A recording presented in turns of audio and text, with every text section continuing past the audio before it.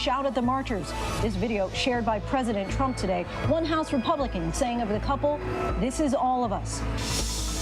Speeding up, the new warning from the director of the World Health Organization today saying the worst is yet to come.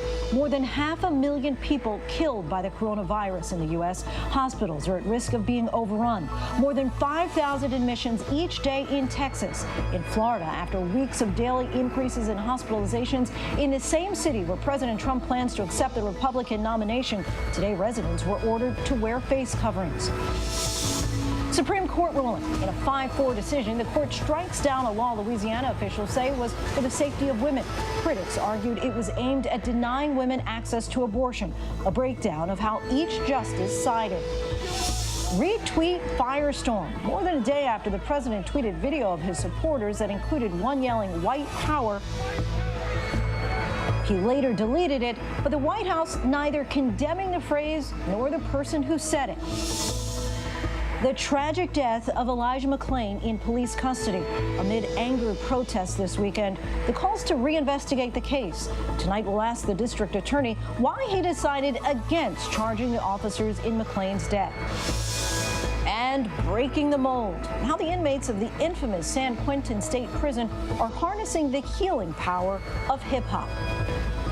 Good evening, everyone. I'm Lindsay Davis. Thanks so much for streaming with us. An ominous warning today from the World Health Organization regarding the COVID-19 pandemic that this is not even close to being over.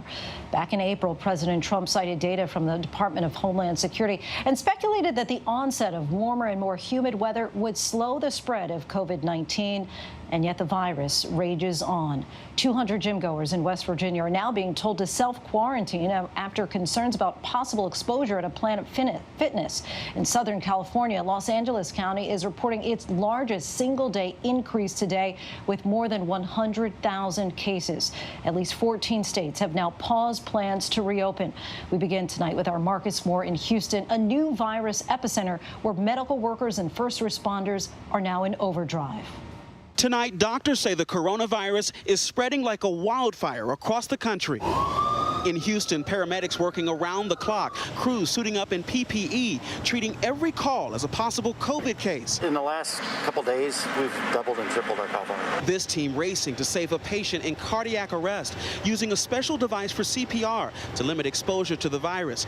But sadly, it was not enough to save a 55-year-old man. Texas trying to halt the flood of patients, the governor ordering bars closed. If I could have done anything differently, it would have been to delay the opening of bars. Still, this was the scene at a restaurant last night in Houston. Bars shut down in 7 California counties, including LA County, where cases hit 100,000 today. In Tennessee, where cases reach new records, singer Chase Rice facing backlash after posting this video from his concert over the weekend. Fans seen packed together singing along without masks. At this Planet Fitness in West Virginia, officials warning over 200 patrons may have been exposed. Bars across Florida are now closed again, where hospitalizations have climbed for 15 days. And now backlash after mayors announced beach closures for the 4th of July in Florida's biggest counties. Be grateful for the wonderful America that we have. The governor of New York today signaling he may pump the brakes on restarting indoor dining after seeing what's happening in other states. Our reopenings have worked very well. We're not going backwards. The governor later tweeting, "Wake up, America. COVID is getting worse, not better." The White House is in denial. Cases now climbing in 31 states. But tonight, there is no national strategy to face an exploding crisis. The health secretary warning time is running out. But the window is closing. We have to act, and people as individuals have to act responsibly. But it comes amid mixed messages. The vice president pushing masks at his Dallas campaign event. Wear a mask wherever it's indicated, or wherever you're not able to practice the kind of social distancing that would prevent the spread of the coronavirus. Pence wearing a mask himself, but watching a 100-person choir sing without mask before a crowd of 2,000 people. In just the last 24 hours, 28,000 more Americans infected with the virus, so many of them young. 29-year-old Allie Guidry, a pregnant mother from Louisiana, losing her battle with COVID, but doctors able to deliver her baby girl 4 months early before her mom passed away. And in Florida, 17-year-old Chantel Salas is up and talking talking after spending more than a month on a ventilator. She was infected with the virus. I feel like God gave me a second chance to live life. Some encouraging news there, but Marcus joins us now from Texas. And Marcus, you spoke with the chief of the Houston Fire Department today. How serious did he say that the situation is there, and what are some of the challenges that they're facing?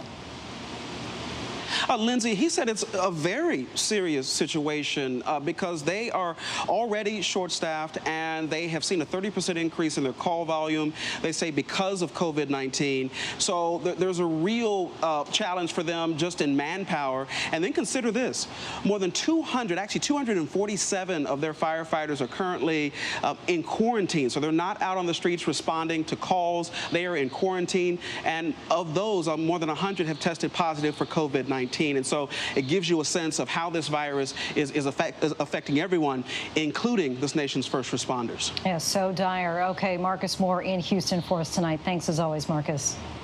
And heading further west now, hospitals in Arizona are increasingly at the brink. Cases continue to surge there as the head of the CDC warns that we must expand testing before flu season begins. ABC's Kaylee Hartung is in Arizona. Tonight, doctors in Arizona calling it a terrifying wave. Nearly 7,500 cases recorded this weekend alone. Hospitalizations have almost doubled in the last 2 weeks. ICU beds at 88% capacity. Never have I seen this many patients in our ICU. I mean, we're using ICUs that we've never used before. This is inside the ICU of Banner University Medical Center in Phoenix. Dr. Jennifer O'Hay overseeing the care of 100 patients, getting constant emergency calls. Patients are suffering. They're on ventilators for weeks. Families cannot be here.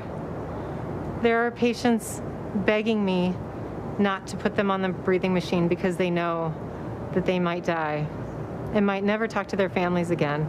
Tucson Dr. Brad Dreyfus thinks Arizona is on the brink of losing control of the epidemic. What does the stress you're under right now feel like? Exhausting. Myself and others are leaving the hospital, sometimes in tears. In an op-ed piece in the New York Times, he said healthcare workers are close to breaking. Yes, we took an oath. It's not like you can just walk away from people you've been caring for in your community, or someone you've been caring for in the ICU for 3 weeks. No, you're there, you're in it, you're with them. And that's why it's so emotionally exhausting. Exhausting, to say the least. And Kaylee Hartung joins us now from Phoenix. And Kaylee, doctors on the ground were telling you that ICU bed shortages are only part of this growing crisis. What else did they say? Yeah, Lindsay, you need nurses to take care of people in those ICU beds, and hospitals here are already stretched on their staff. Banner Health System here, they have brought in more than 200 nurses for out of state.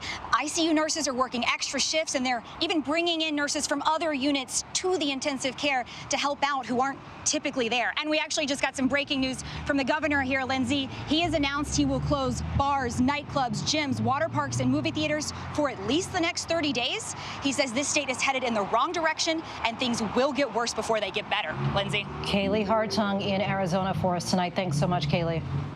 And now to the White House and its response to the president's latest Twitter firestorm. Over the weekend, the president retweeted and later deleted video of a supporter yelling white power at anti-Trump protesters in Florida. This morning, he retweeted video of a couple pointing guns at protesters marching past their home in St. Louis.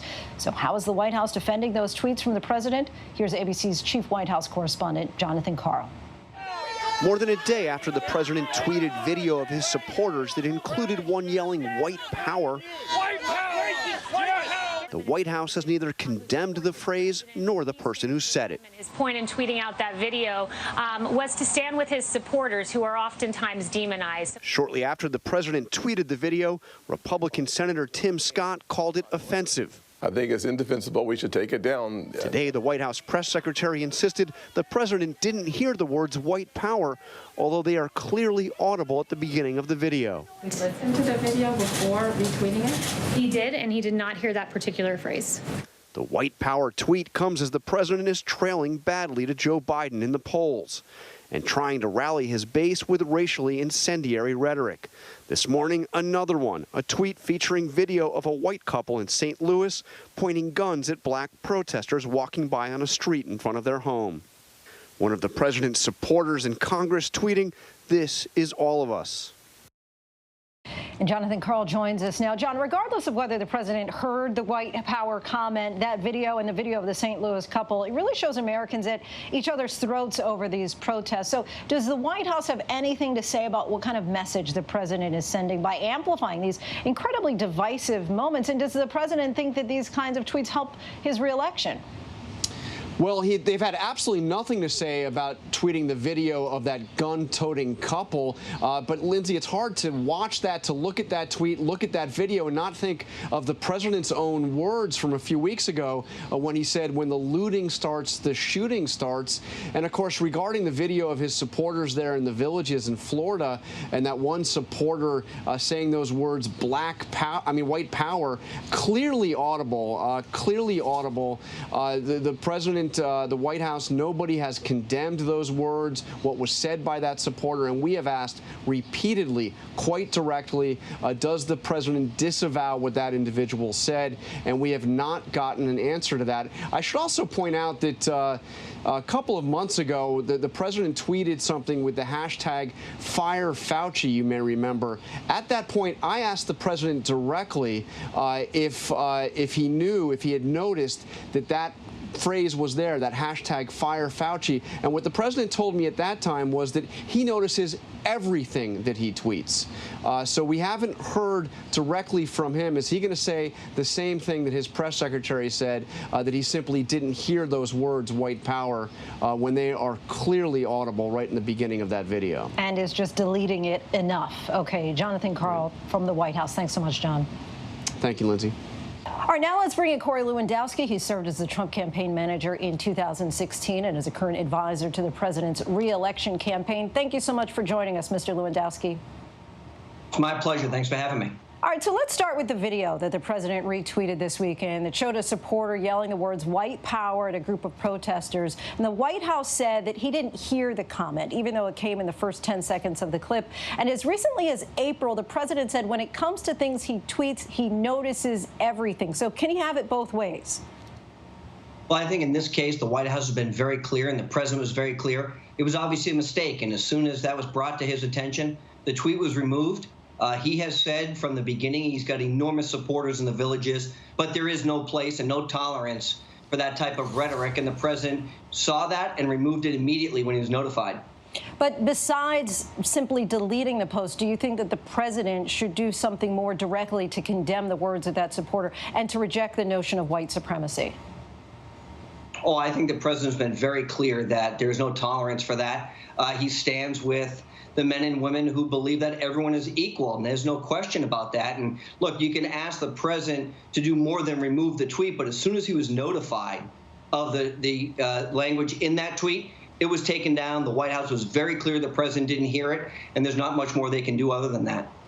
Well, he could denounce it, right? I mean, because to be fair, the clip did go out to 82 million followers for several hours before it was deleted. So it would be possible for him to say, because, I mean, as you might imagine, there are people who find the idea of people saying white power hurtful. And as president of the United States, as a unifier in chief, it seems like there is more he could do and actually say, I do not agree with that.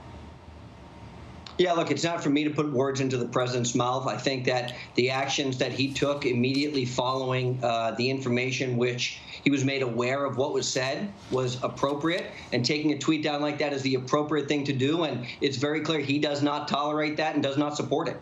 All right, let's talk about the president's re-election message. The Wall Street Journal editorial board recently wrote, quote, he still has no second-term message beyond his own grievances. And on this week's Sunday Morning, Chris Christie, who's an ally of the president, said, quote, he is losing, and if he doesn't change course, both in terms of the substance of what he's discussing and the way that he approaches the American people, then he will lose. Do you disagree with either of those critiques of the president's message?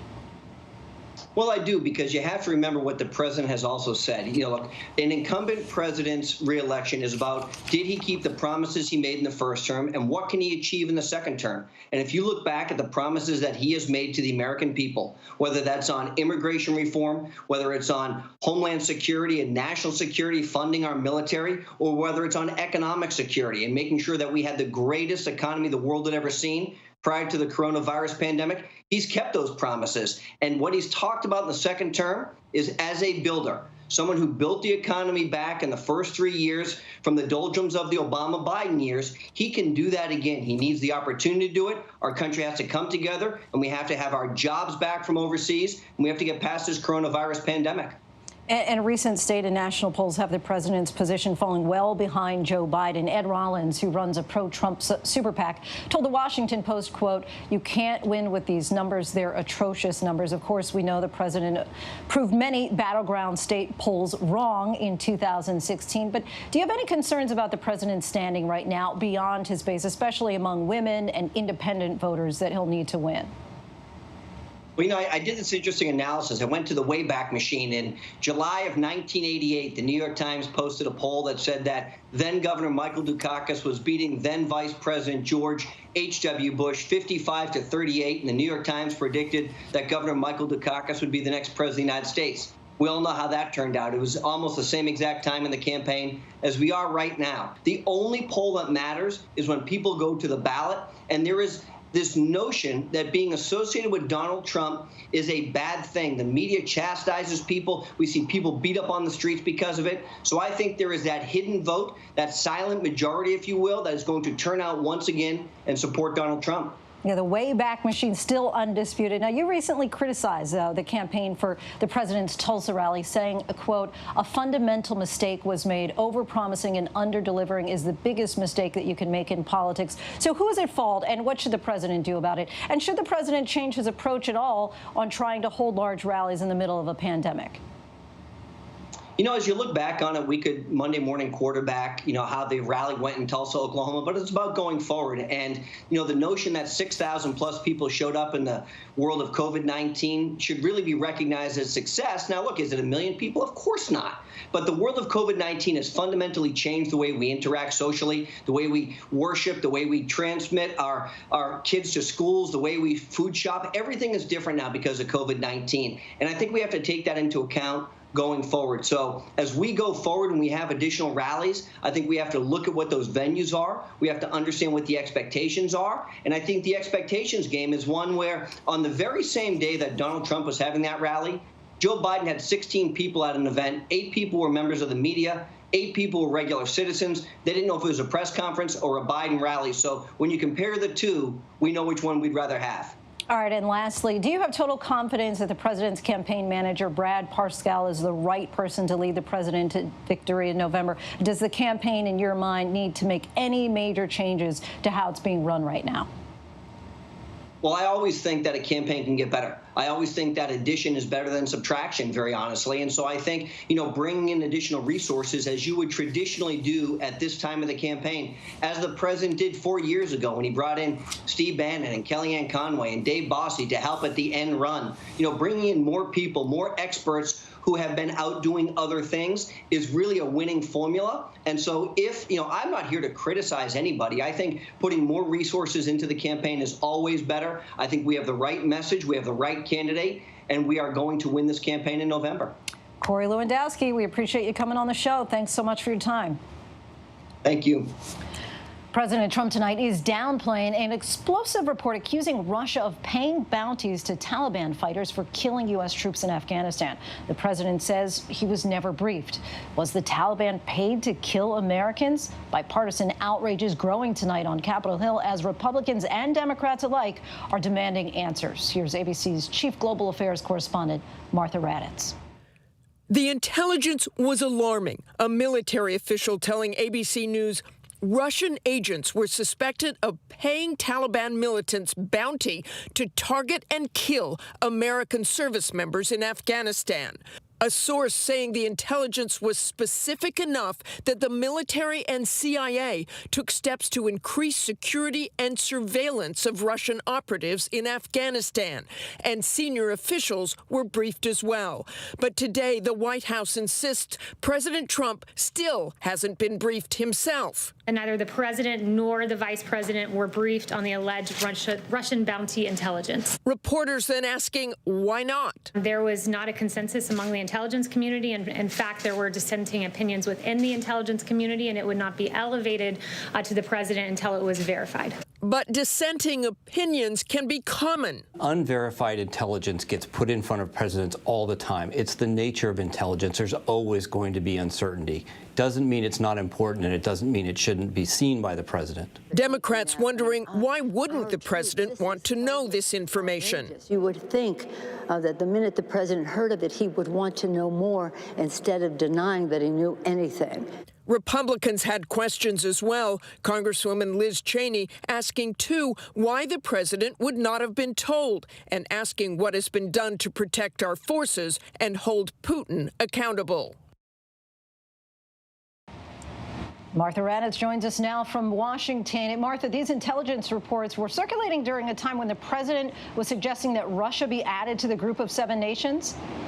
Exactly, around that same time period, if not before that. Of course, we have to say again, the president said he was not briefed, but he is trying to get Russia back into the G7, which used to be the G8. And Martha, late today, 2 Republican congressmen who attended a classified White House briefing on this matter said that if intelligence reports are verified, the Trump administration must take swift and serious action. And I think they would have to if these reports are verified. These are such serious allegations. And if Russia is putting a bounty on the heads of American service members, and in fact, there's some reporting that there were some killed by these so-called bounties, they would have to take some sort of action. But today, the press secretary was asked whether the president has a message for Moscow. She said he does not because he hasn't been briefed. And Lindsay, he doesn't seem like he wants to be briefed. Martha Raddatz for us in the nation's capital. Thanks, Martha. You bet. And now to the Supreme Court, which today handed down a major victory to abortion rights activists. In a 5-4 decision, the court struck down a Louisiana law that would have left the state with just a single abortion clinic. And Chief Justice John Roberts was again the decisive vote. Here's ABC's Devin Dwyer. From a conservative Supreme Court, a surprising decision on abortion. The court today striking down a Louisiana state law that required doctors performing abortions to have admitting privileges at a nearby hospital. Clinics like Hope Medical in Shreveport, Louisiana, one of just 3 abortion providers in the state, said it was near impossible for their doctors to meet that requirement. It is highly possible that all but one, if not all, clinics will close in Louisiana. Justice Stephen Breyer and the court's liberal justices agreed, saying the potential closure of clinics would create a substantial obstacle for women. State officials said the regulation was meant to protect women's health, even though hospitalization after an abortion is rare. The justices concluded there is no significant health benefit from the law. When you have a procedure that is already extremely safe, when it is difficult and time-consuming to get admitting privileges, it makes no sense to require only doctors who do this kind of work to have admitting privileges. And states like Louisiana have failed to show that there's any evidence or any need for doctors to have admitting privileges. The Louisiana law is nearly identical to a Texas law struck down by the Supreme Court in 2016. Since then, President Trump added Brett Kavanaugh and Neil Gorsuch to the bench, raising hopes among conservatives that the outcome in this case might be different. And you look at the Supreme Court, they're pro-life. But in an extraordinary move, Chief Justice John Roberts, who dissented in the Texas case and opposes abortion, said the Louisiana law violates the court's precedent, writing, Louisiana imposes a burden on access to abortion just as severe as that imposed by the Texas law for the same reasons. Therefore, Louisiana's law cannot stand. In Roberts' concurring opinion, he makes very clear that he thinks that stare decisis, the idea that courts abide by their prior decisions, is in some ways what separates the judicial branch from the political branches of government. So you stick with settled law whether you like it or not. In a statement, White House Press Secretary Kayleigh McEnany said the ruling devalued both the health of mothers and the lives of unborn children, adding, quote, unelected justices have intruded on the sovereign prerogatives of state governments. Since President Trump took office, there's been a wave of state attempts to restrict abortion, including 25 laws passed last year alone to ban all or most abortions. None have taken effect. At least 15 states have considered enacting admitting privileges laws like Louisiana, but those efforts now look in doubt. Well, it's a huge relief today that, to begin with, the clinics in Louisiana will stay open. Yes, the access to abortion has been affirmed by the Supreme Court. But because there are these laws continually coming, it's so important that everybody be vigilant. ABC News visited the Hope Medical Clinic in Louisiana earlier this year, seeing firsthand the healthcare workers serving women from across the South. Wicked! Unimaginable! The protesters outside making their voices heard. Clinic director Kathleen Pittman told us regardless of the court's decision, she was focused on the months ahead. What we need to do is concentrate on the here and now, take care of the patients that are currently in our care and make sure they have everything they need and really hope for the best. And Devin Dwyer joins us now live. Devin, you mentioned that wave of state laws since President Trump took office seeking to restrict abortion. What impact does today's decision have on those laws and any other cases on restricting abortion that could make their way to the Supreme Court? Yeah, well, the Chief Justice, Lindsay, today made very clear any abortion regulation that imposes a substantial obstacle for women will not fly here, and that is a huge relief for abortion advocates. Several told me today that they see this as a sign that Chief Justice Roberts is not eager to overturn Roe versus Wade. But the justice did make clear that other abortion regulations can come forward. They'll evaluate them on a case-by-case basis, and anti-abortion activists tonight say the fight is not over, Lindsay. And Devin, we also saw another major decision today on the death penalty. What did the court rule on that? Yeah, the federal government has not executed someone in 17 years. There are 60 federal death row inmates in this country. The president says he wants to fast track those executions, get them going. The Supreme Court tonight said they would not look at the appeals from some of those men, meaning those cases could go forward as soon as July. Lindsay? All right, Devin, thank you so much. And when we come back, the former police officer dubbed Golden State Killer breaks his silence. The disturbing reasons that he claims he committed rape and murder. The investigation now underway after terrorists attack a Pakistani stock market exchange. And up next, his final words caught on camera: "I can't breathe and I'm just different." Once again, sending protesters into the streets. Coming up, our conversation with the Aurora District Attorney, why he says he decided against charging the officers in the death of Elijah McClain.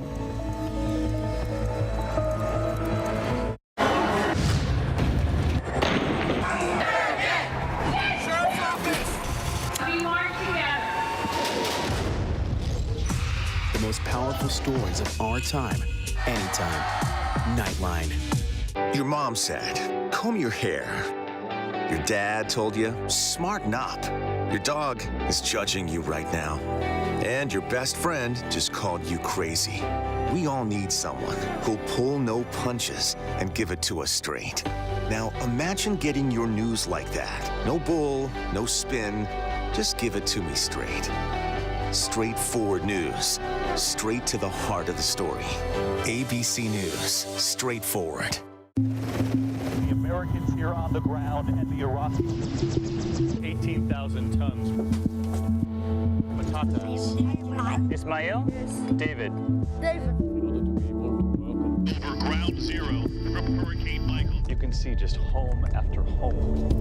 David, nice to meet you. This was your view. My favorite view. Thank you very much. Now, with so much on the line, ABC News, America's #1 news, is right there for you live on Hulu with stories of strength, stories of hope. Because now, when it matters most, Hulu has live news. Hulu has live news. Hulu has live news, and that news is ABC News. ABC News Live on Hulu. ABC News Live on Hulu. Watch the news you need. Thanks so much for streaming with us. Streaming to all Hulu subscribers right now.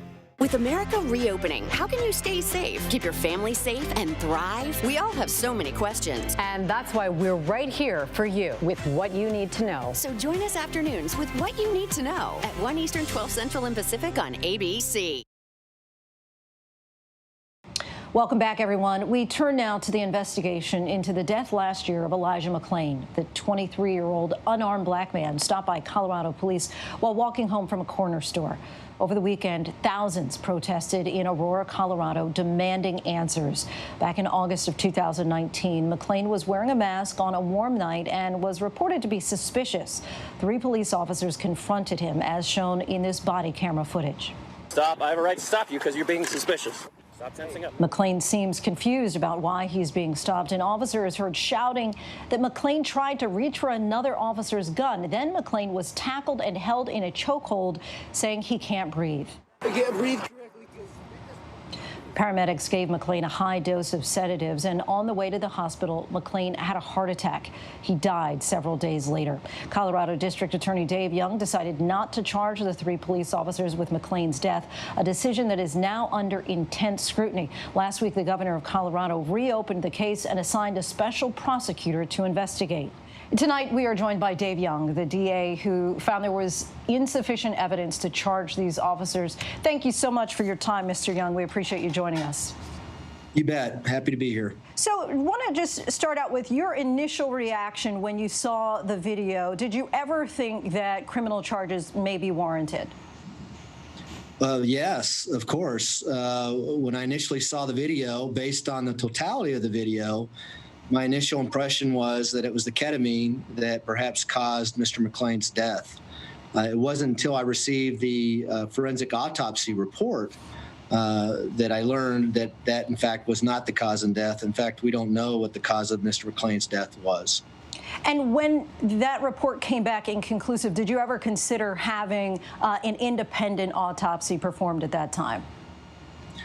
No, we have a forensic pathologist that performs our autopsies here, and I would disagree with the assessment that it was inconclusive. I think it was very conclusive on many aspects, but certainly cause of death was not able to be determined, and as a prosecutor, I have to prove that element beyond a reasonable doubt if I'm going to charge any form of homicide in the state of Colorado. Well, many have seen these videos, and they believe that the force against McClain was unjustified. In your initial letter, you describe Elijah McClain as, quote, violently struggling with the officers, and that, quote, there was no evidence to dispute the perception of the officers and the need to escalate the use of force. At what point in the arrest do you feel that there was this violent struggle? Well, I think it certainly escalated as the contact with Mr. McClain started. This whole incident started with a 911 call where Aurora Police Department were responding to a 911 call, and they saw someone matching the description of the person that was described by the 911 caller, which happened to be Mr. McClain. They approached Mr. McClain. They had no idea that he had headphones on. They had no information about even who he was at the time. All they had was an individual wearing a ski mask in the middle of August when it was very hot outside. So they approached to investigate to see what was happening.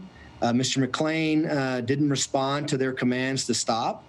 And then it escalated to the point where they wanted to pat him down to make sure that he did not have any weapons for their own safety, to the point where Mr. McClain stated words to the effect that I want to get my power back.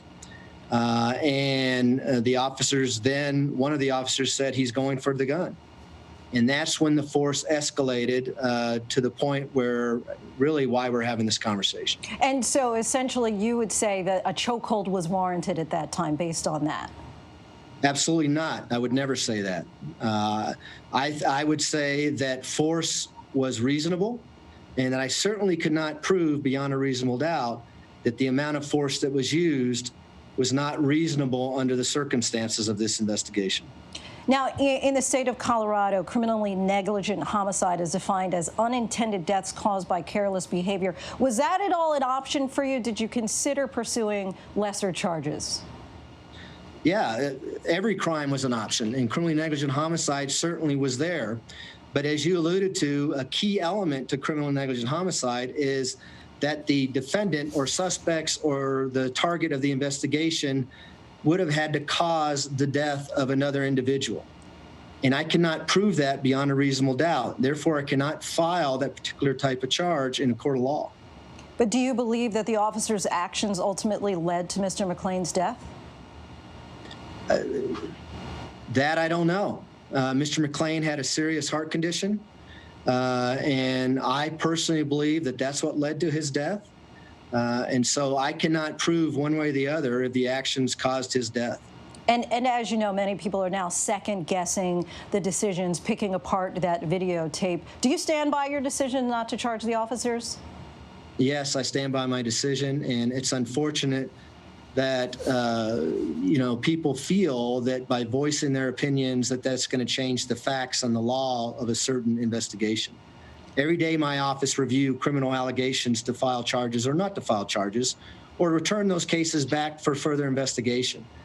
We have to make that decision based on the facts that are in front of us and what the law is at the time of the allegations. There is now a growing demand, a petition for you to resign. Can you understand why people may want you to step down, and is it at all something that you may consider doing? No, I'm not going to consider doing that. It's unfortunate that people are acting on their emotions. This investigation has been open to the public since November of last year. Anyone can do an open records request with the Aurora Police Department and look at the entirety of the investigation.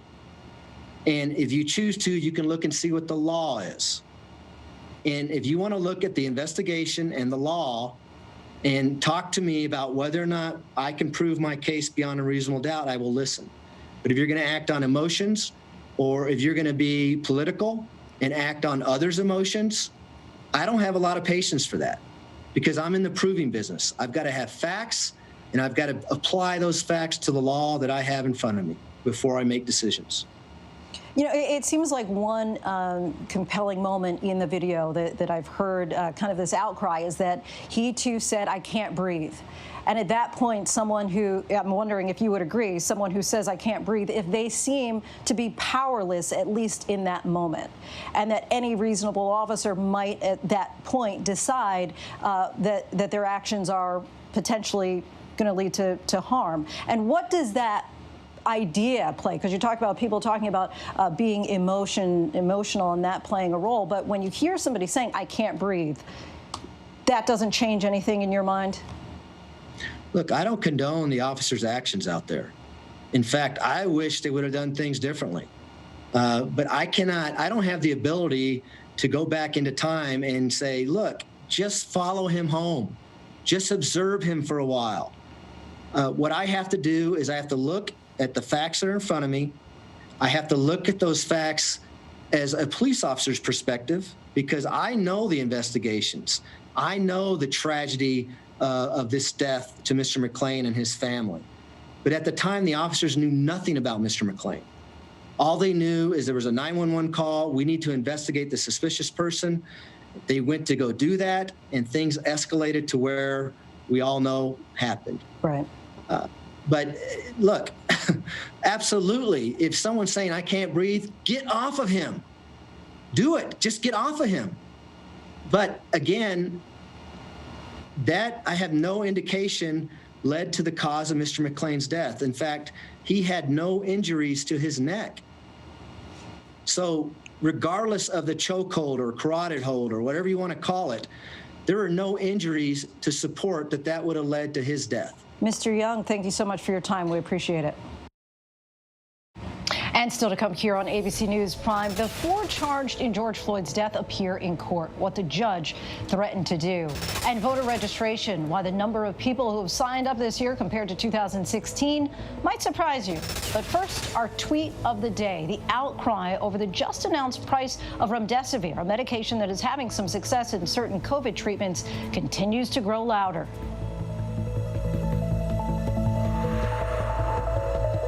In times like these, the news-making events happen here. ABC News. President Trump meeting face-to-face with one of the world's most brutal dictators, Kim Jong-un. The president. Do you trust him? I do trust him, yeah. I think he trusts me, and I trust him. Ivanka Trump. I have to ask you about your emails. Your father had taken Hillary Clinton to task for this. There just is no equivalency. So the idea of lock her up doesn't apply to you? No.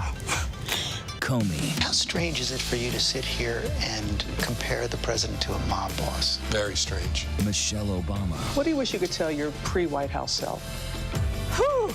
Melania Trump. Do you think there's still people there that he can't trust? Yes. Still working out? Yes. Michael Cohen. So he's still lying?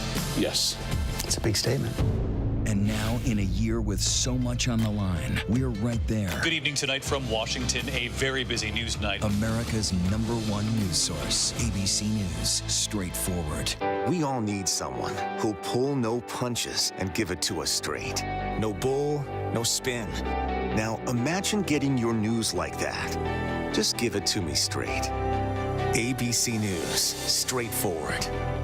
Another week in America, a country facing a new test now. The Wuhan airport, almost no one here. The last flight out of Rome. This is the nursing home just outside Seattle. Dozens of people were just rushed off this cruise ship. This is ground zero. It is shut down. Another ambulance just pulled out. Now they're headed to the hospital. Time is of the essence. You can see the ship behind me. This is the first time tests have been done here. Morning, afternoon, evening, late night, 24/7.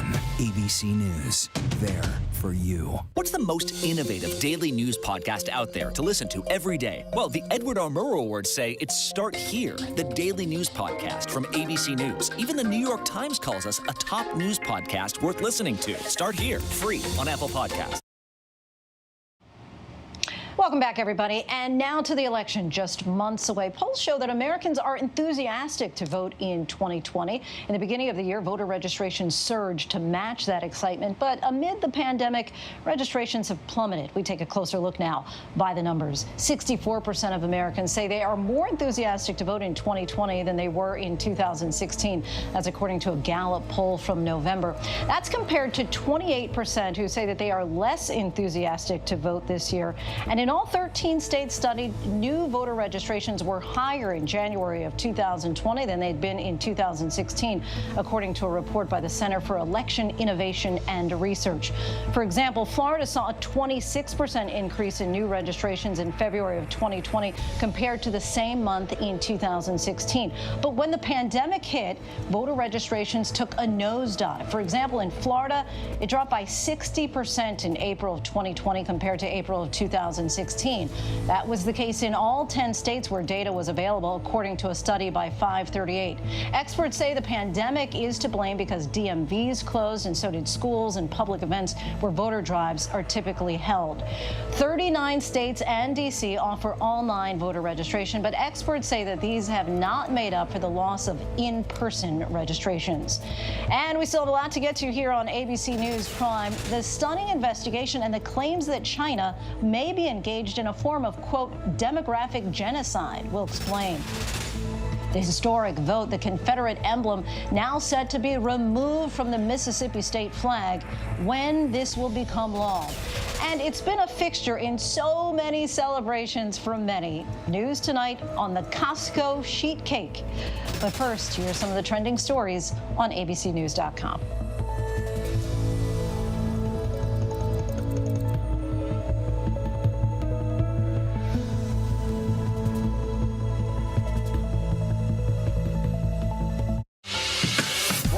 Right now, this is part of the eye wall. This procession of migrants goes back 2 miles. There is going to be catastrophic damage. This fire has made a run. You can see those flames shooting up into the sky. We are on the jam-packed red carpet. To the right, guys. So this is the fourth weekend of protest.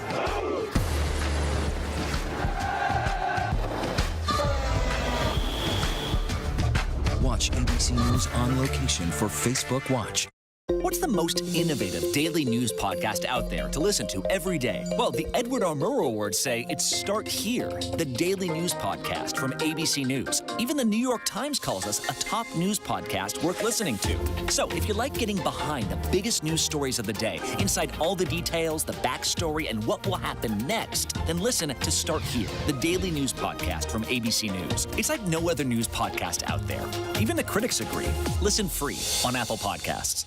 This is what being live is all about. This is ABC News Live, the 24/7 streaming news source from ABC News. Breaking news, live events, streaming nonstop. Original breakthrough storytelling from ABC News, National Geographic, ESPN, and it's all designed differently for you to stream straight to any screen whenever you want. ABC News Live. Streaming everywhere, right to you. ABC News Live. It's that easy to go there. The Americans here on the ground and the Iraqis, 18,000 tons. Patatas. Ismail? David. Over ground zero from Hurricane Michael. You can see just home after home. David, nice to meet you. This was What's your view? My favorite view. Thank you very much. Thank you.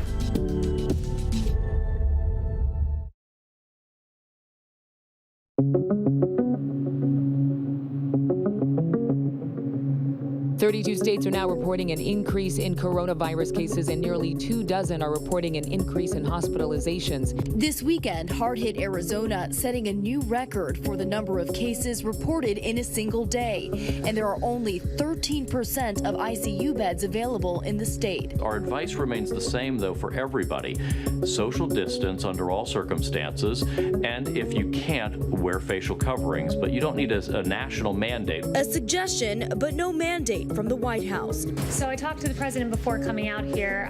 It's his choice to wear a mask. It's the personal choice of any individual as to whether to wear a mask or not.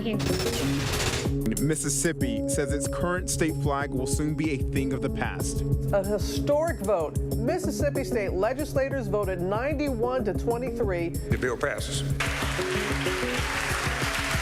To remove the Confederate emblem from the state flag. You can fly whatever flag you want. All we did today is say this no longer officially represents all the people of the state of Mississippi. A new investigation by the AP and the Jamestown Foundation alleges that the Uyghur people, a largely Muslim minority ethnic group from Western China, have been forcibly sterilized and put on birth control. The report says the Uyghurs' birth rate has dropped more than 60% in 3 years.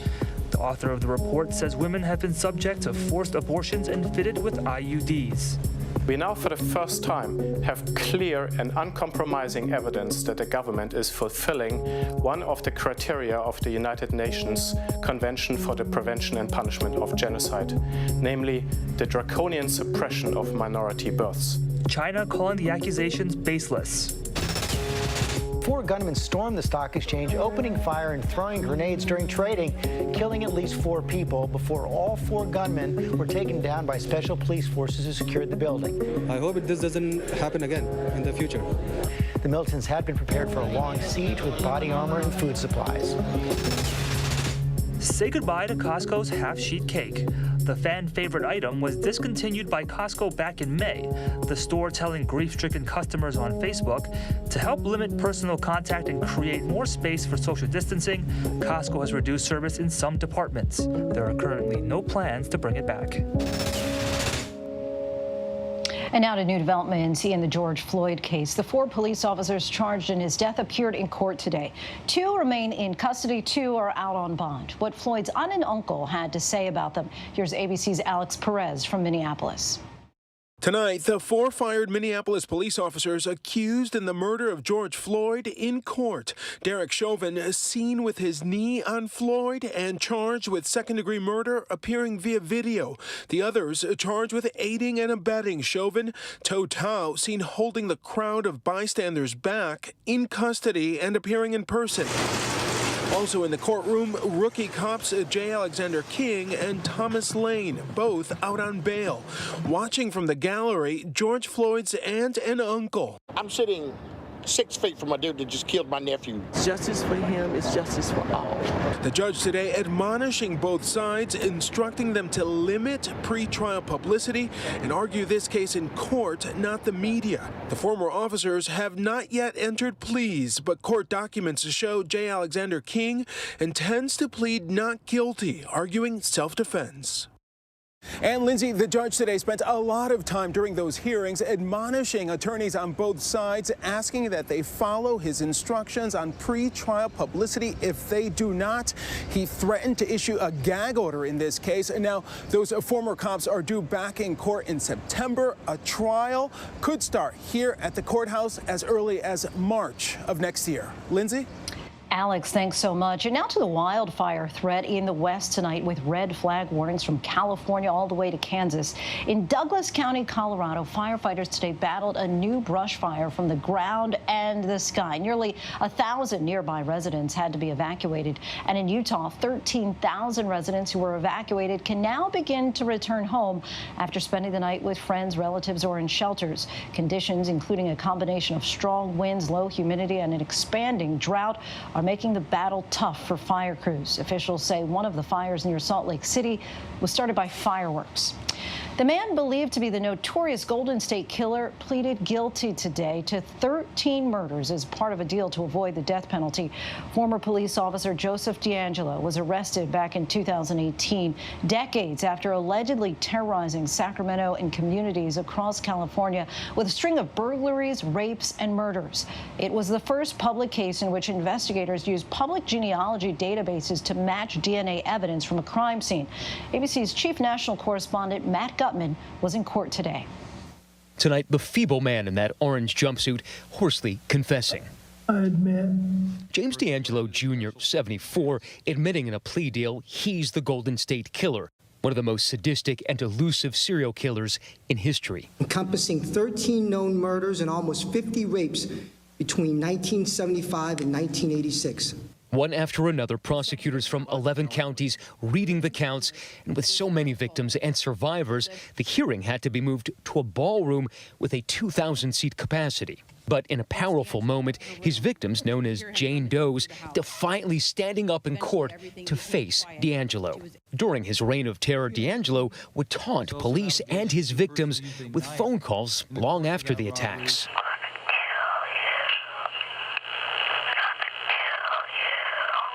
He was captured living in plain sight in 2018. We found the needle in the haystack, and it was right here in Sacramento. Investigators linking DNA from a door handle and a discarded tissue to decades-old crime scene DNA. Just before the hearing, survivors huddling together. Does it give you any satisfaction to see him up there admitting to these crimes? Huge amount of satisfaction. I'm pretty overwhelmed, so I don't have a whole lot of great words right now, but yes. Our thanks to Matt. And still to come, how the inmates of the infamous San Quentin State Prison are harnessing the healing power of hip-hop. From inside our homes to your home, now is the time. We all just need each other. And that's why we love starting the day together with you. We'll see you in the morning on ABC's Good Morning America. Friday nights, 9/8 Central. True crime, cinematic, real-life drama, stunning, the unthinkable.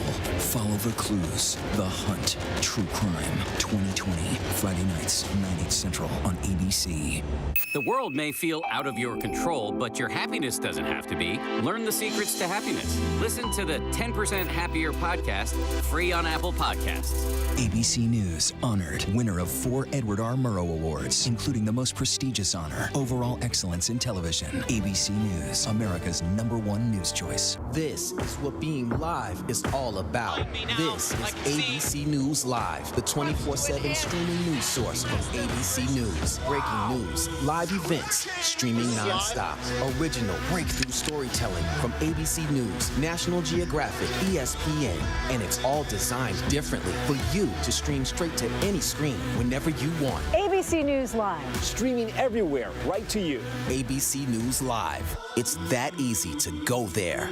Now, with so much on the line, ABC News, America's #1 news, is right there for you live on Hulu with stories of strength, stories of hope. Because now, when it matters most, Hulu has live news. Hulu has live news. Hulu has live news, and that news is ABC News. ABC News Live on Hulu. ABC News Live on Hulu. Watch the news you need. Thanks so much for streaming with us. Streaming to all Hulu subscribers right now. ABC News, America's #1 news source. Straightforward news, straight to the heart of the story. ABC News, straightforward. And finally tonight, a reminder of the power that music has in transforming lives and the artists harnessing that energy from behind bars. Our Kira Phillips has their story. It's one of America's most notorious lockups, home to infamous inmates. This is San Quentin State Prison and California's only death row.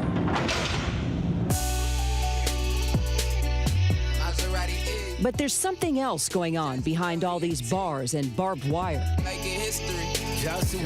They are beats that are breaking stereotypes and breaking the mold. It's called San Quentin Mixtape, Volume 1. 17 tracks, all written, recorded, and produced inside this prison. A groundbreaking release with a timely twist. How do you think this mixtape can add inspiration to what's going on in our country right now? That begins to show how we can overcome our conditions. That begins to show how great we truly are despite the mistakes of our past. That begins to show the possibility of growth. I went from a 17-year-old kid convicted of attempted murder to somebody literally on a vigorous mission to change the world. A mission Eric Abercrombie never imagined at 17 when he was convicted of attempted murder. Just another young brother from the streets. He says his transition as a person is a testament to the power of music. When they lock us in prison, we've always been silenced. Our voice, our vote, everything didn't matter. So I think by being able to put this mixtape out for formerly and currently incarcerated individuals, this can definitely combat implicit biases. Like, there's so many different things that it has the potential to do. Hard Times turned into hip-hop, courtesy award-winning music producer David Jassy, who after being incarcerated for second-degree murder, had nothing but time to put his pain into prose. Producing this project so symbolic of our times. These are not studio gangsters going in to make a record just to sell records. These are men who are coming and want to give back to the community and want to be vulnerable and also transparent about the struggle that they've been through, but also the bad decisions that they made in life. Making beats on his keyboard inside his cell, David says rival gang members started to gather outside, finding common ground in freestyle and love for music. Raw recording sessions expressing vulnerabilities in a place that's usually seen as a weakness. David made it clear these cuts would have no profanity nor glorify violence. Why did you insist on clean lyrics? It was actually amazing. The result that we got was better than I expected because they themselves actually came to the studio and was like, you know, I reached a deeper level than I ever reached before. And a lot of them broke down on the microphone and actually started crying. Already grabbing the attention of rappers and producers like J. Cole, Common, and Quincy Jones III. How does this mixtape help break stereotypes? I really like what David did in terms of telling him not to curse, because I think that will gain a lot more ears, and it makes it easier for people to hear the real message. Having seen a lot of the sessions in San Quentin when I was visiting, I noticed that when the guys were telling the stories, because they weren't allowed to curse, it was piercing their emotions also. Some of the guys broke down crying on the microphone, you know what I mean? Because they had to tell it like it is. Exactly what Johnny Cash did when he played his first ever prison concert in 1958, a concert that inspired a 20-year-old San Quentin inmate turned country music legend. His name? Merle Haggard. Whether it's Johnny Cash or the rappers at San Quentin, what is it about music that sets someone free? There is something about the power when a strong song really moves you. It's really hard to put a word on why it moves you. It's just a feeling. Talk about breaking the mold. We could change the world forever if we come together. We can break the mold. Yeah, we can break the mold. Kira Phillips, our thanks for that report. And before we go tonight, the image of the day. Take a look at this gentleman soaking up some serious sun in Barcelona, socially distanced, of course, far from the crowds of the beach, as life returns to a new normal in Spain after the peak of the pandemic there. And that is our show for this hour. Be sure to stay tuned to ABC News Live for more context and analysis of the day's top stories. I'm Lindsay Davis. Thanks so much for streaming with us, and have a great night.